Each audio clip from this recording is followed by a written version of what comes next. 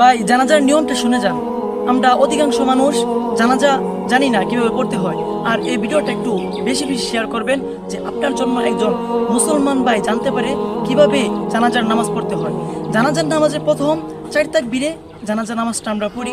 প্রথম তাকবীরে আমরা সানা পড়বো, নামাজে যে ছানাটা পড়ি ওই ছানাটাই পড়বো, কিন্তু একটু একটা আয়াত এটা বেশি পড়বো, অজাল্লা সানা উকা, এই আয়াতটা একটু বেশি পড়বো।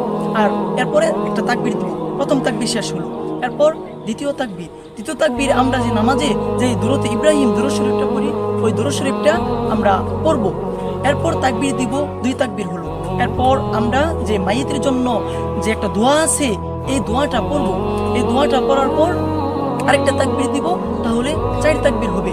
এরপর আমরা আরেকটা তাকবীর দিয়ে পরে সালাম ফিরিয়ে দিব। বেশি বেশি ভাই এই ভিডিওটা শেয়ার করবেন। এবং যদি কারো জানার থাকে যে এই জানাজার নামাজের মধ্যে কি দোয়াগুলো